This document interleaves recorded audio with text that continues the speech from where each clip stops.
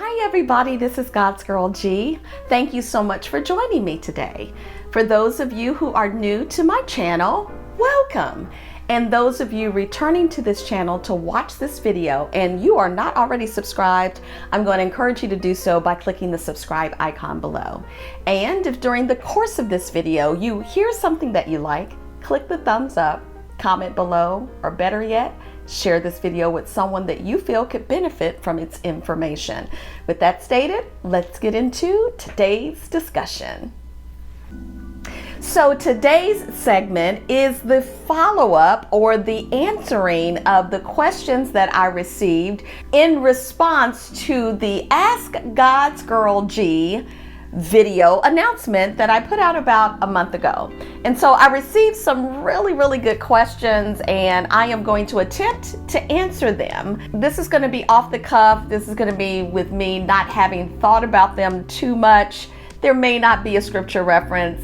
So this is meant to be lighthearted fun and solely my opinion. And so that brings me to a wonderful disclaimer. I am not a medical professional. I'm not licensed in counseling. This is solely just my opinion. So govern yourselves accordingly. Okay, with that, let's start off with just some questions that they are in random order. So here goes. First question. What would you say has been your most impactful teaching on YouTube to you and others? Well, I think I have mentioned multiple times, I have people that encourage me. There's always, T.D. Jakes, Tony Evans, just so many others. There's so many good things that the internet has opened up for us to get inspired and things of that nature. But I think probably one of the most profound teachings that's had an impact on even how I approach things on this channel has everything to do with T.D. Jakes did a message a number of years ago called Nothing Just Happens. He always is talking about the condition of the Christian heart, that we're not perfect and that we're going to be dealing with some emotions that may not line up with biblical preachings from a standpoint of always standing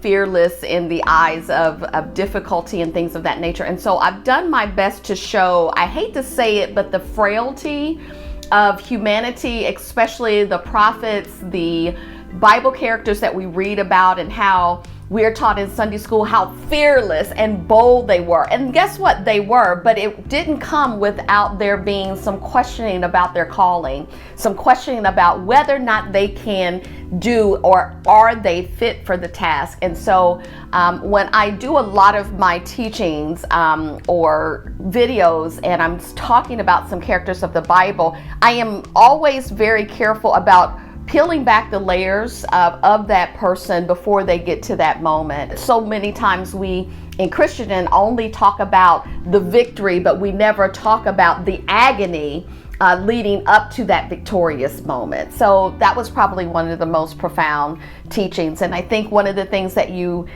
hear me say, and that people that know me hear me say, is that there is no amount of anguish, sadness, difficulty in our life that God does not use. God uses everything, even the ugly stuff, for our betterment. And so that's really what I try to emphasize, because no one is immune to tests, trials, difficulty. Now, if you live on this earth, you're going to face that. So that's probably one of the most profound teachings that I've ever encountered. Next question. How long have I been in ministry?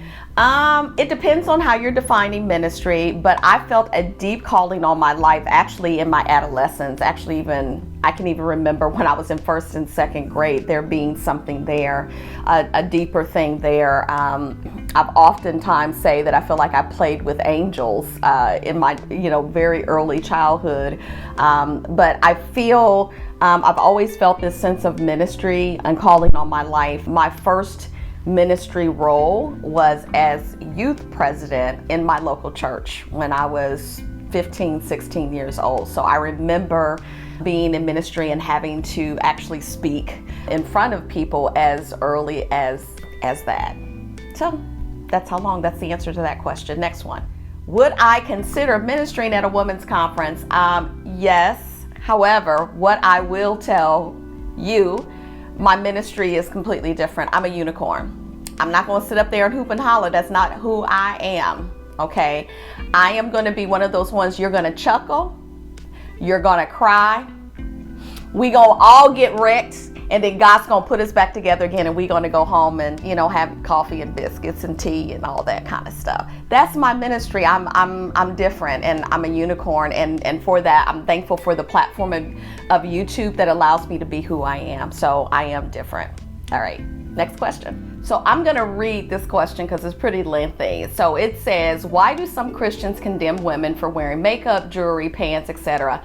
I've heard some horrible things of people using the name of God to make people fear, even as far as condemning their spirit, saying they won't make it to heaven simply because they're wearing products like cosmetics, hair extension, and everything. Well, you know what? Listen, first of all, whoever posted this, thank you for calling this out, because unfortunately, that's how I grew up. Mama, ain't nothing against you, but that's how we did things back then. I won't name the organization, but I will say thank God for deliverance. And so that's why you see me wear, many times I will wear big hoop earrings, and I will have red nail polish. I will always have usually something on my lips, and I wear pants. I wear all of that.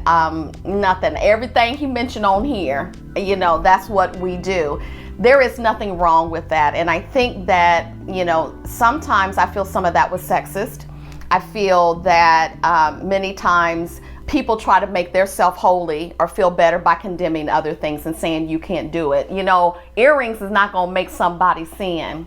Hair extensions ain't going to make somebody sin. Whether or not you got red nail polish is not going to make you sin. It is a condition of the heart. That's all. Sin always starts in the heart. Lust starts in the mind, in the heart, right? So I can't make you do anything that is not already in you to begin with.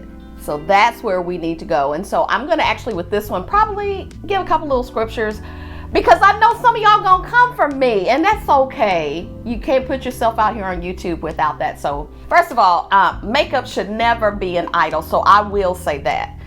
If you find yourself spending hours and hours in front of the mirror, just trying to make yourself all dolled up to go to church, here's what I will say about that. There's nothing wrong with looking good and spending time making yourself look good. But if you're going to church with the intent for everybody to look at you and say, oh, she looked good, you're going with the wrong mindset, okay?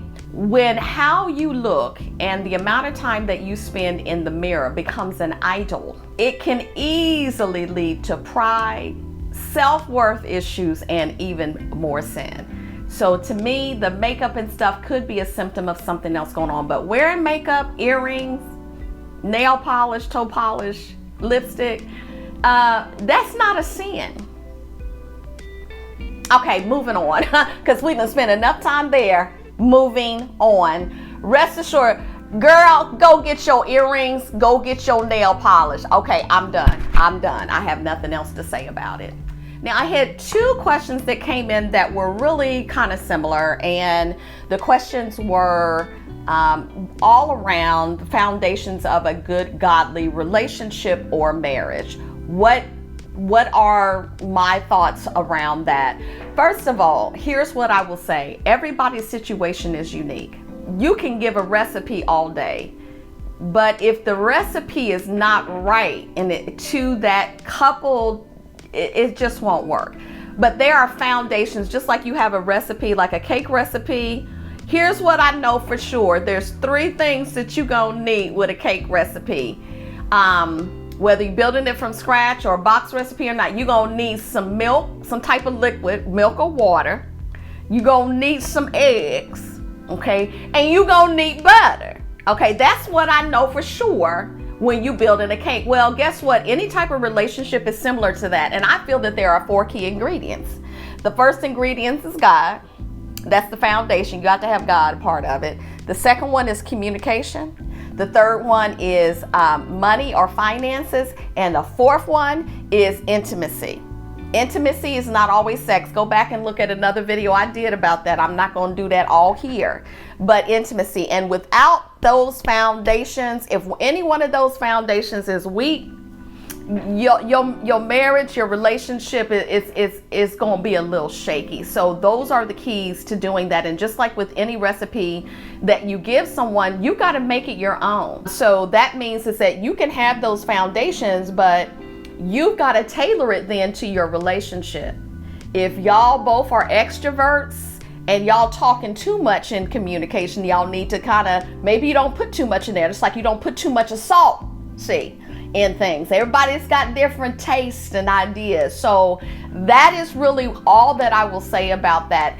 And then finally, I want to address something that keeps coming up. And y'all probably seen it come up on comments, and I've kind of stopped commenting on it. Listen, y'all, for those of you who are just angry at me because I had the audacity early on in my YouTube channel to talk about singlehood when I was single, okay?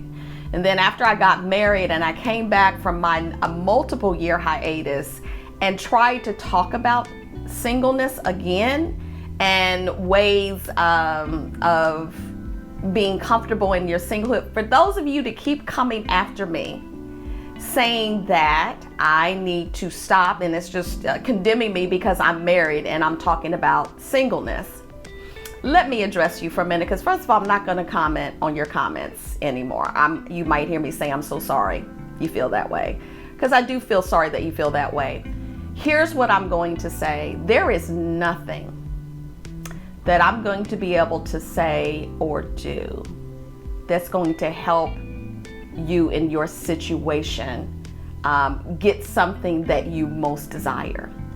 Whenever you hear somebody talking, first of all, when I talk about singlehood, I was talking from really good experience, because not only was I single previously as a single woman, but also later I became single as a more mature woman. And there are learnings in both of those. Now, you can sit up there and be mad at me all day because I'm going out there doing my life. But at the end of the day, we all have a journey to make. And you can be mad all day at anybody that tells you anything about marriage or singlehood. The bottom line is that the issue with you, you can only be offended by something that is in you to be offended about. So your perception of who I am and what I'm doing is actually an own projection of your internal reality. So I said something really deep right there. So for those of you that keep doing that, I need you to, as things are getting ready to come out your mouth, I need you to think about really why you're upset with that. Because you can toss your anger at me all day, but at the end of the day, you're upset with the condition of your life. And my advice to you, get your life. You know you, and make it enjoyable. It makes no sense. I read a comment from a lady. She said she was in her 70s and still bitter because she's been single that whole time. The tragedy of that whole thing is that she had it in her all along not to be bitter. Why is it that you're going to be on this life and make your happiness centered around having someone else? We all have longings. You ask the married people look at what the single people are doing with longing, because they're free to make decisions without having to consult anybody, without having all of these quote unquote rules. You go to a single person, they're upset because the married people have somebody that they can talk to and have nighttime cuddle time with and things of that nature. There are pros and cons to both sides. The thing that I'm going to encourage you to do is that whatever state that you find yourself in, you need to be content with it, because that is your life. And your projection on other people and getting angry with other people because they make you feel bad about your situation, even though I ain't never met you. See, you mad at me, but what you really need to do is look at yourself, and you need to deal with that and become content with it. The secret that I shared in this whole process is that once I became content and satisfied and comfortable with who I was as a single person, that's when God opened everything else up. I gave a big tip on that, and that seemed to gloss over everybody's eyes, but that's okay. You can go ahead and say your comments, because I ain't gonna respond to them, see, because that's what we do. Go check out my last video about the power of words, because I ain't going there with you. So any the who, thank you so much for the questions that you offered to me. I usually do these segments every 6 months. So reach back out to me if you have any other questions that you want me to add to the segment. And thanks for joining me today. And don't forget, subscribe, like, comment, and share. All right, I'll talk to you later. Bye.